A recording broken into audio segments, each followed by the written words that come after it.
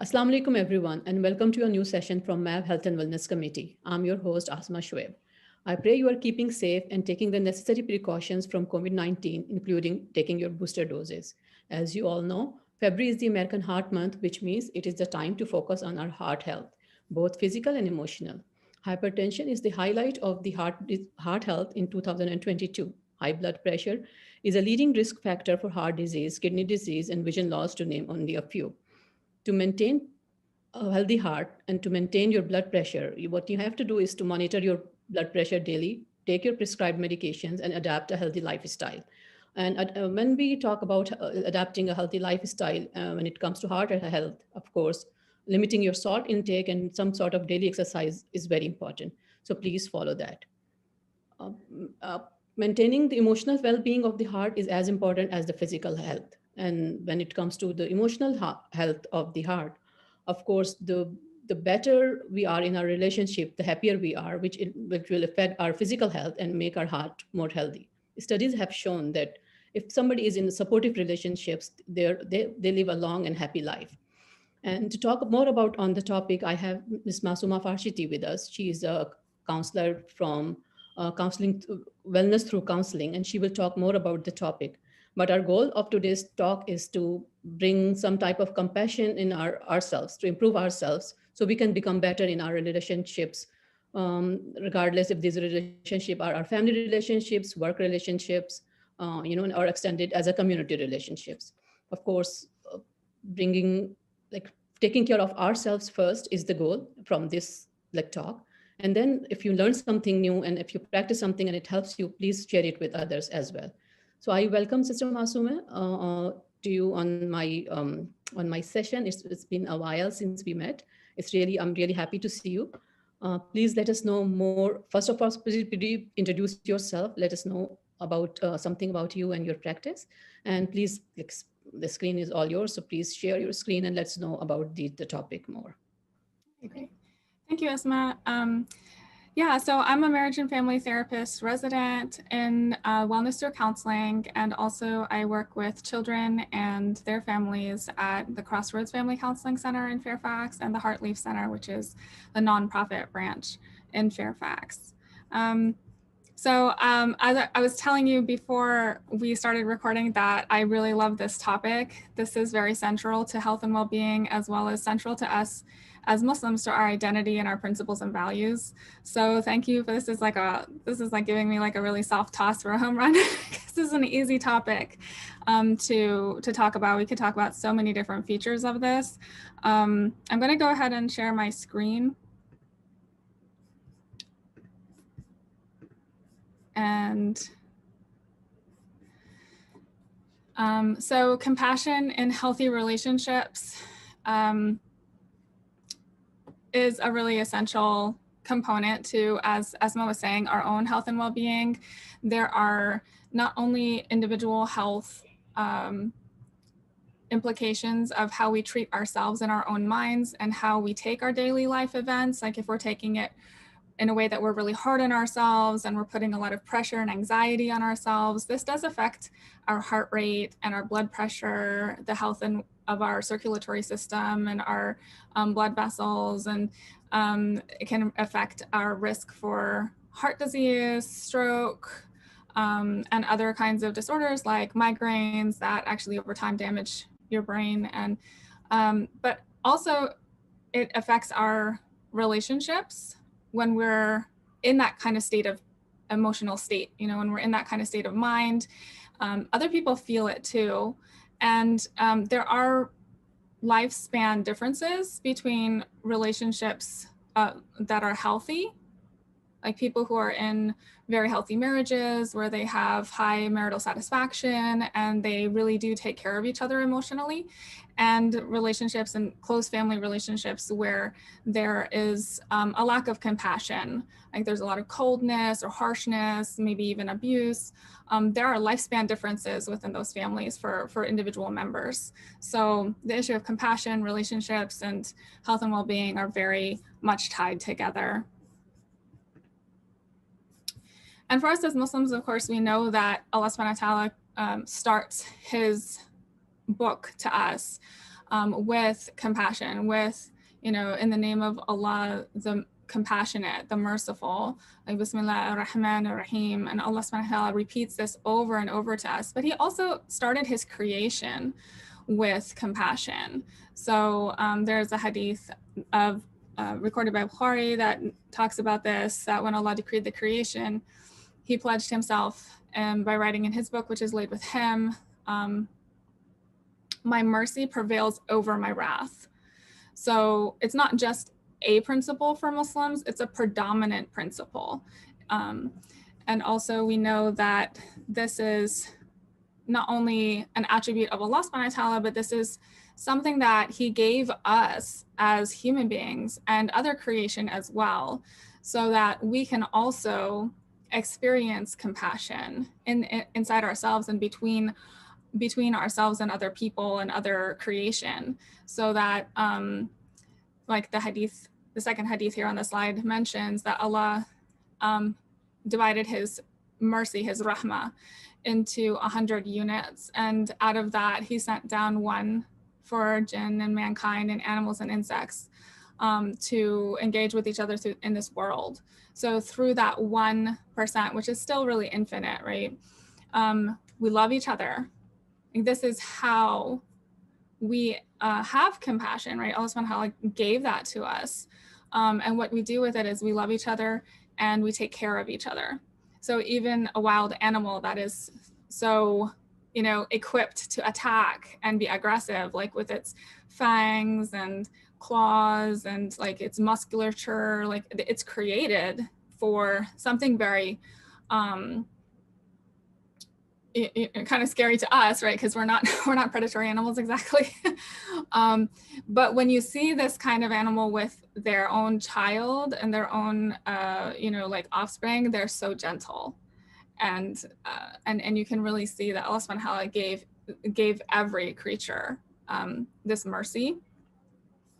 So, and then the 99% that he saved with him, that he didn't send to us in this world, is how we get forgiveness on the day of judgment for all the stuff that we do, which we know, like, the picture of humanity has a lot of complexity to it, and we do have this compassion for each other, and we also sometimes hurt each other, right? So that Allah subhanahu wa ta'ala saves that for dealing with us on the day of judgment.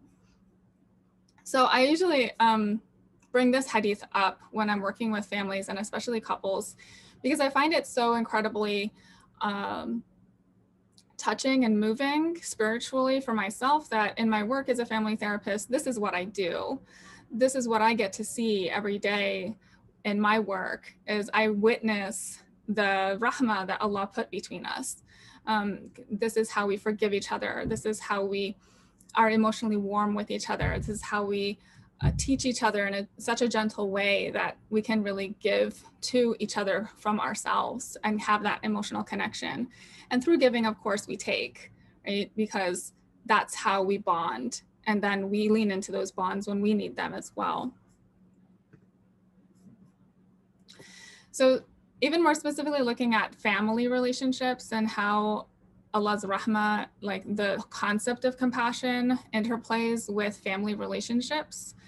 There is an ayah in the Quran that is also very beautiful about how Allah subhanahu wa ta'ala gave us rahmah for our family relationships, that among his signs is that he created for you partners from among yourselves, that you will live together, and he'll put love and mercy in your hearts, between your hearts, and that's a sign for those who reflect. So that ayah from Surah Ar-Rum is also very inspiring for motivating us and really opening our thoughts and feelings up to contemplating on compassion, that this is a good thing. Sometimes, and I think it's important to highlight these Islamic texts, because sometimes in our cultures, we fall into a different kind of dominant social narrative where being warm and compassionate and soft and forgiving is weak. Like some of our social narratives favor and highlight being strong and dominating and being tough. And that's not really the Islamic point of view, but it is something that develops in many cultures, because like, look how much we had to survive, right? How much war and natural like disasters and climate kind of challenges existed in the regions where Islam became a predominant religious identity. Like, we had to have resilience, right? We had to have some toughness, and that kind of value is inherent in our communities.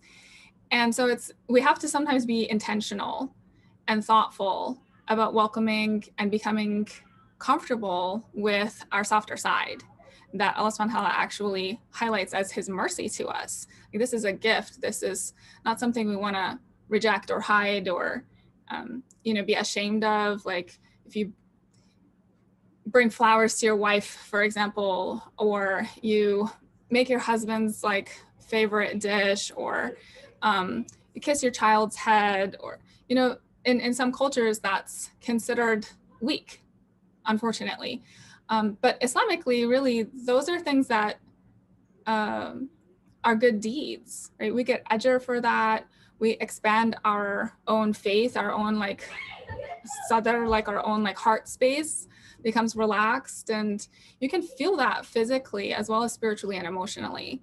And of course, you feel it in your relationship, because family relationships are very reciprocal. You get what you give. If you're very harsh to your kids, they're going to be disrespectful back. If you're very harsh with your wife or husband, they're not going to be kind and loving in response. They're going to withdraw. They're going to feel hurt. They're going to put a wall up, and you're not going to get that emotional connection that you really need too, right? So this is a way of, I guess it's a very, very important aspect of ourselves to lean into, and we all have it, right? We all have both, right? We all have the softer side of us and the harder side of us that can get angry or get harsh. So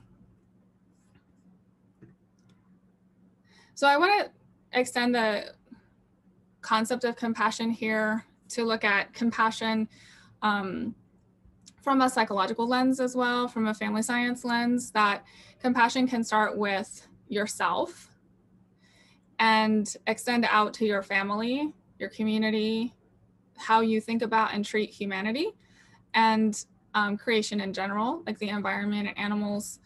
So the leading researcher on self-compassion is Kristen Neff. I really love her research and the fact that she made it publicly accessible. So you can look her up and find her website, and for free take the self-compassion scale and see kind of your results. She conceptualizes self-compassion as having 3 dialectical components. So having the component of, actually, let me go ahead to the next slide. Having the component of mindfulness, where in her sense, mindfulness is more kind of a mental state of being your own observer, just recognizing that you're having these feelings rather than being over-identified with your feelings. So when we're over-identified with our feelings, we think that because we think it is, or because we feel it is. So for example, if I feel disrespected and I'm over-identified with that feeling of offense, then in my mind and heart, the person who offended me did it on purpose. They shouldn't have done that. It's their fault, and I'll become angry, right? If I'm mindful about that sense of offense, I'll just recognize like, oh, that person said something and I felt offended or disrespected. And I'll just be curious, like, I wonder what's going on about that for me, because I don't need to be offended by just what somebody else thinks or says. I don't need to take that so hard, right? And just being mindful and observant, like, it's not a good or a bad thing, noticing your own emotions. Do you want to feel them? Are they helpful to you? Is there another thing you could be feeling right now? Is there a possibility that that person didn't mean that in the way that you took it? So that kind of thing, that a thought is just a thought and a feeling is just a feeling. It's not a fact,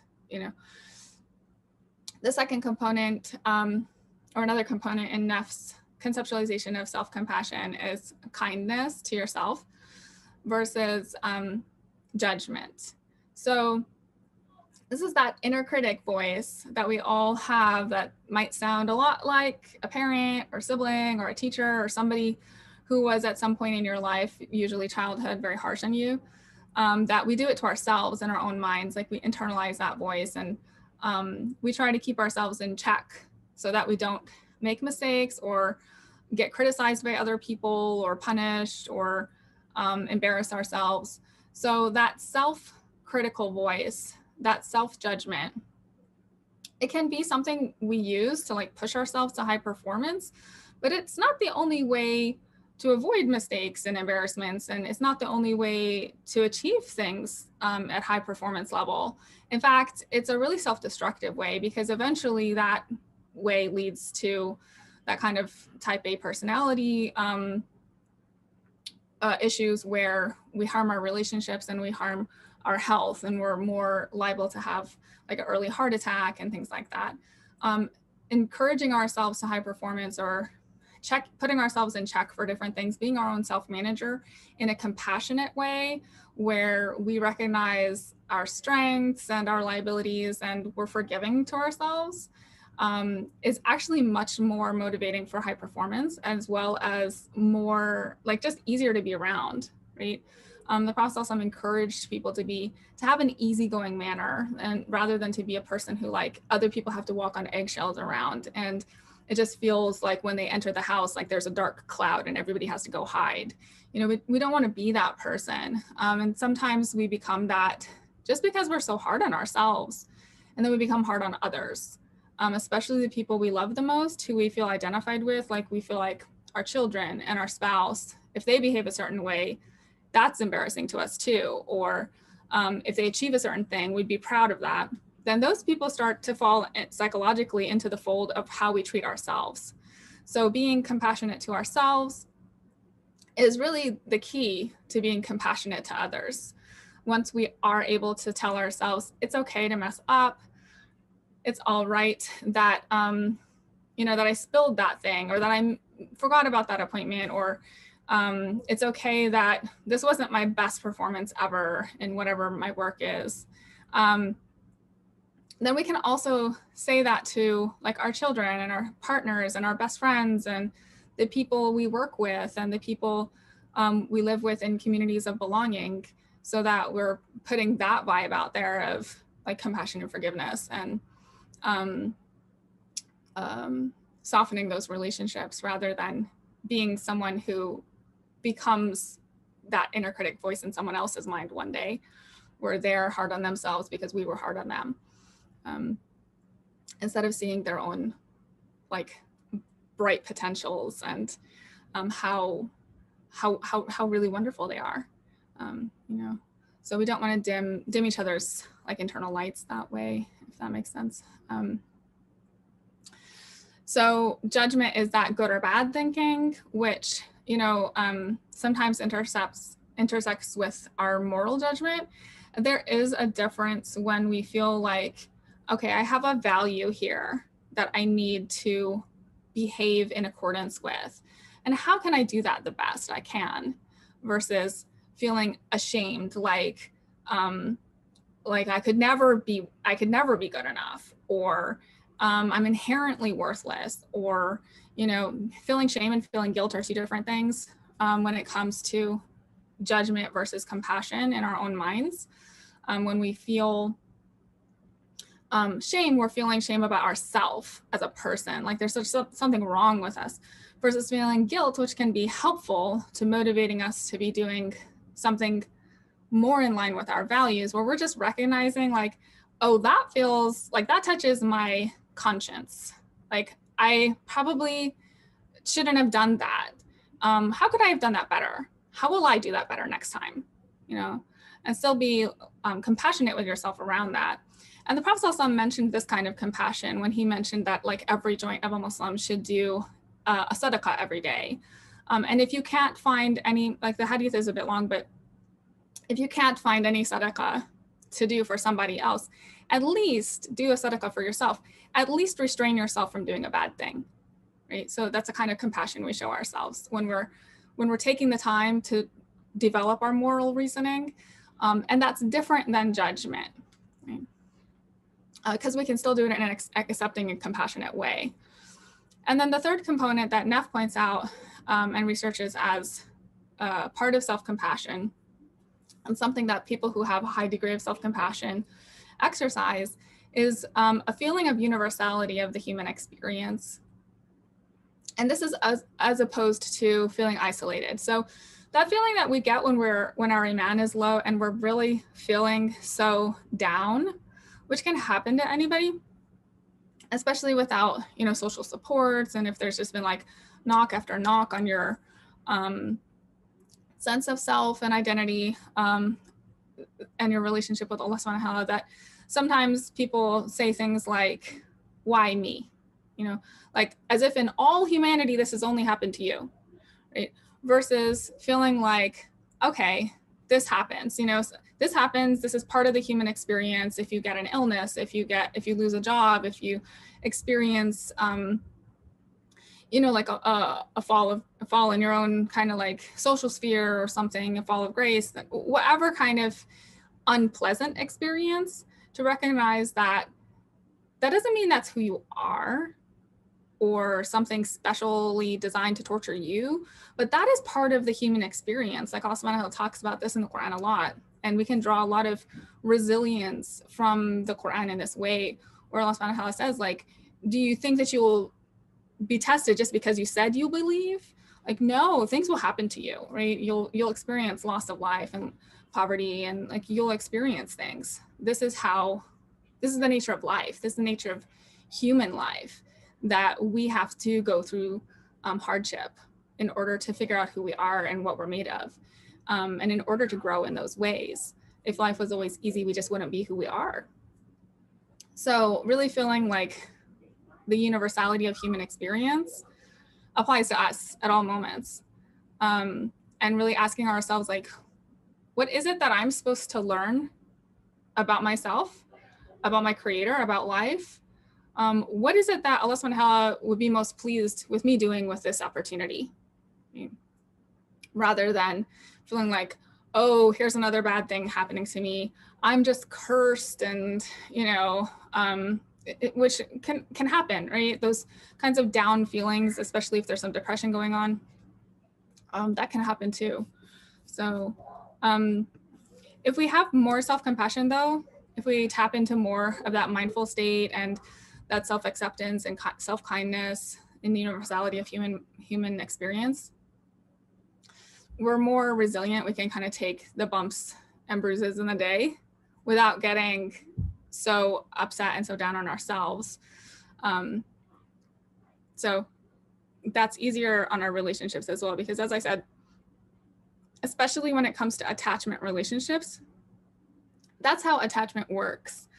We treat our family members who we are closely attached to the way we treat ourselves, the way we treat ourselves internally, right?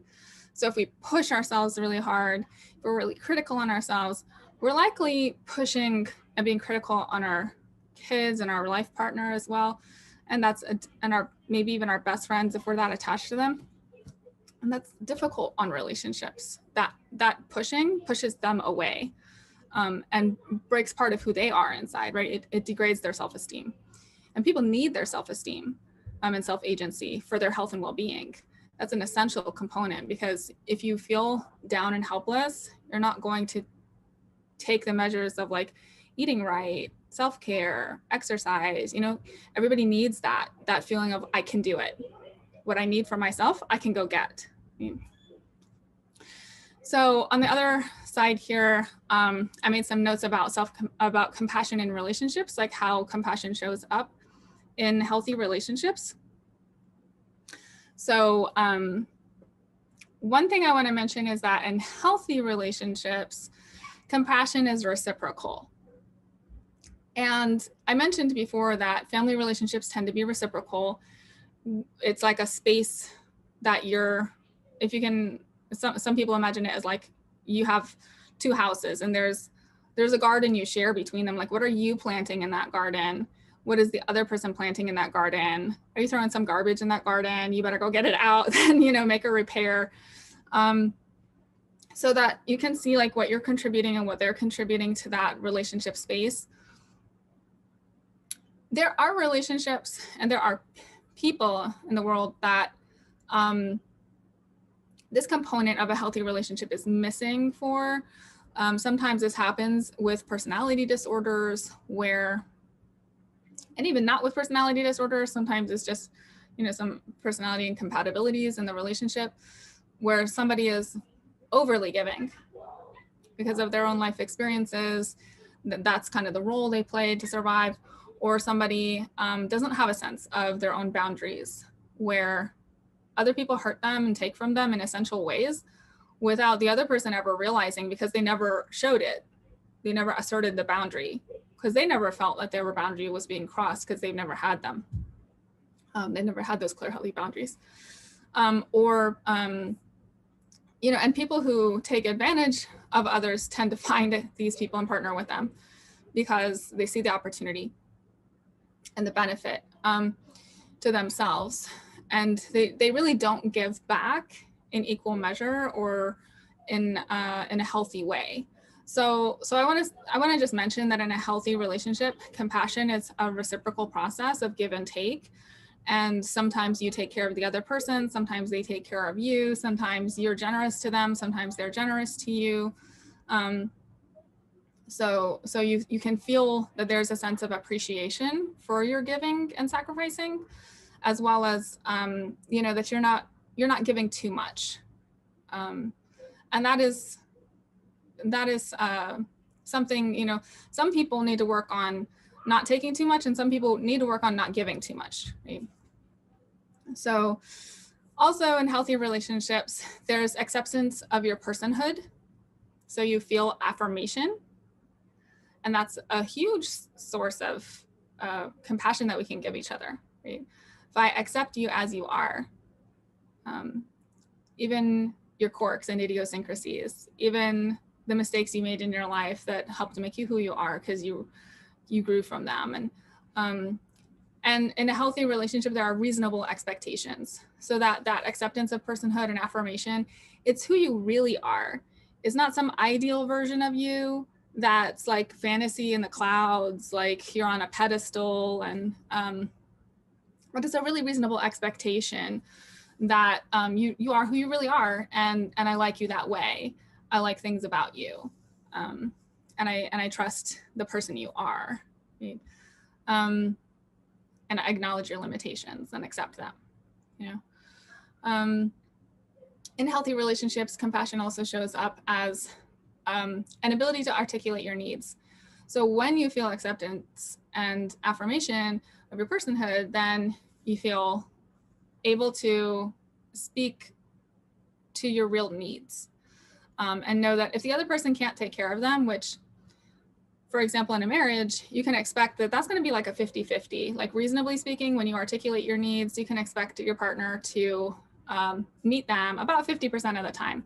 The other 50 or 60% of the time, the other 40% of the time, your partner might be busy, might be overwhelmed, might have, the wish to meet your needs, but not know how, or they might not have heard you well, or really understood. They might still be in a learning process in terms of understanding you in that way. So, but articulating your needs, you have a much higher percentage chance of getting them met than if you just trying to drop hints and act like a certain way to clue the other person in, but never actually say what you need, or expect them to read your mind. So in that case, statistically, you can expect them to meet your needs about 10% of the time, and 90% of the time, they're not going to, because they didn't hear you, they didn't see you, they don't understand what you mean, because you never said it, right? So in healthy relationships, compassion shows up as really clearly articulating needs, not expecting them to be met all the time, but sometimes they'll be met. There's an effort. So that kind of caretaking also needs healthy boundaries, because, if we take care of somebody too much, then we start to encroach on their autonomy. So even if someone is inviting us into that in a moment, there might be another moment where they're like, okay, now I can do this for myself now, kind of get out of my space. Like I want to be myself now. I want to do this for myself now. And so being able to be there when a person needs you, but also respect when they don't need you, because it's important for them to know they can rely on themselves too. And this all creates cohesion. Cohesion is a really important facet of family health and well-being and relationship health and well-being, where you feel connected to each other, like you know that person is there for you. They're really part of your social system. They're part of your life. They're not kind of like, maybe today they're there and tomorrow they're gone because, you know, a hardship comes up or a difference between this comes up. So another aspect of compassion in a healthy relationship is emotional warmth, which I mentioned earlier, that this is part of the Islamic manners that the Prophet ﷺ encouraged us to have, to be an easygoing person. So emotional warmth can be a tone of voice. It can be a facial expression. We can express emotional warmth through physical affection and physical touch. We can also express it through instrumental or emotional support. So being someone the person can listen to, being someone who shows up like with a pot of soup when you're sick. So those are emotionally warm things. And emotional warmth looks a little different between different cultures and different individuals. But what does emotional warmth look like when you're practicing it, right? And how can you increase that in the relationships that you care about? So the Prophet ﷺ did talk about certain ways to show emotional warmth, like he encouraged us to spread salam, right? To say hello to people. He encouraged us to smile, that even a smile is charity, right? There's a rahmah there, because we uplift each other this way. Right? Human beings are sensitive. Right? Allah subhanahu wa ta'ala created us with a nature that is influenced by emotion. Like when Allah subhanahu wa ta'ala created Adam and he left the mold of Adam before he breathed life into him, and the jinn came and investigated, and Iblis came and investigated, and he found that Adam was hollow, and he concluded from this that he will be easily influenced. And we're described this way in our nature, right? Like we're like a feather in the wind. And so be careful what wind you expose yourself to, right? So our feelings are important. Those motivations, those internal dynamics and emotional states are really important, both to all aspects of our life, all levels of who we are, right? Our spiritual life, our family life, our relationships, our careers and productivity, who we really want to be as a person when we're alone with ourselves, you know. So the respecting each other is also a form of compassion. I don't want to give the impression that like compassion in a healthy relationship looks like some kind of Pollyanna version of like, you know, being very, very close all the time, knowing everything about each other. And that's really not what it necessarily looks like. There's a balance between being apart and being together in any healthy relationship.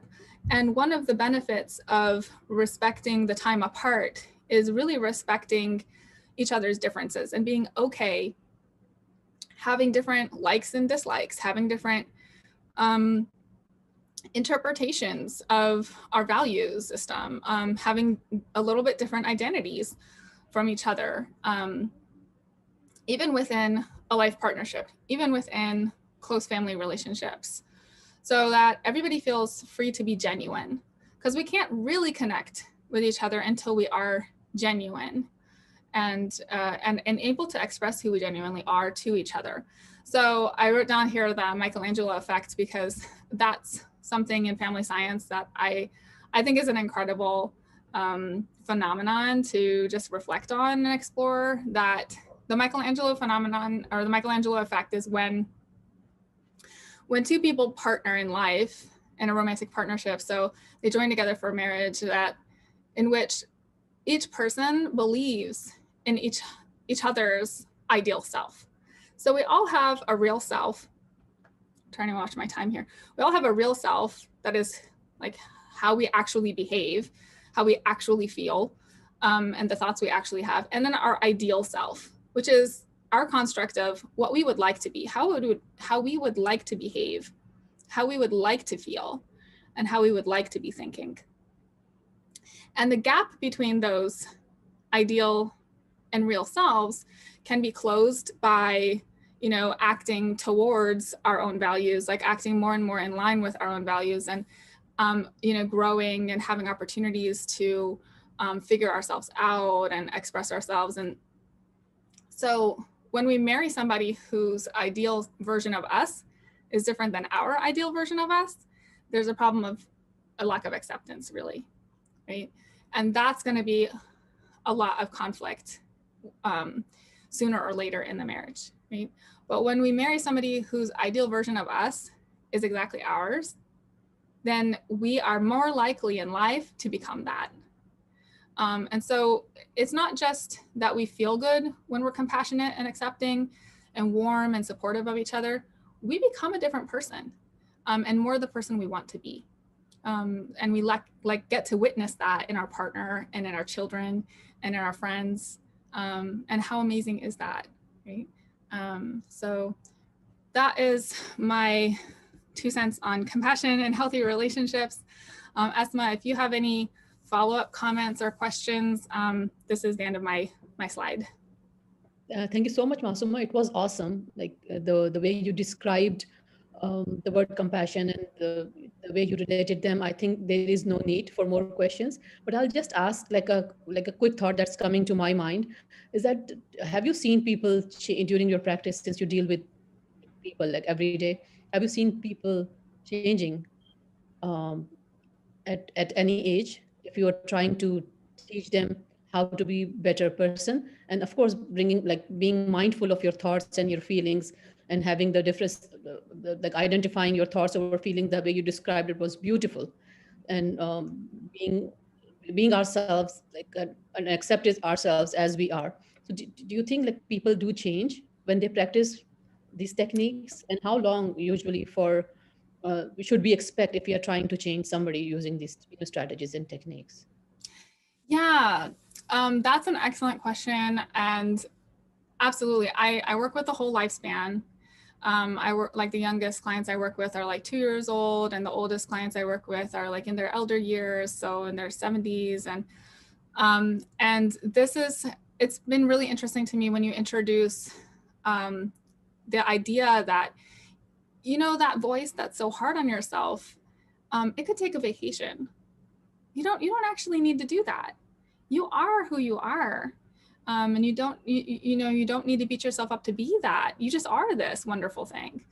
That at every age, it's so liberating. And I think it only takes a few weeks when they get to that point of opening up that work to start the shift. Because just the idea that, like, oh, I could do what I do without being hard on myself, is very liberating. And then it's just a matter of, like, what do I say to myself instead? Well, what would be a more compassionate thing to say to yourself?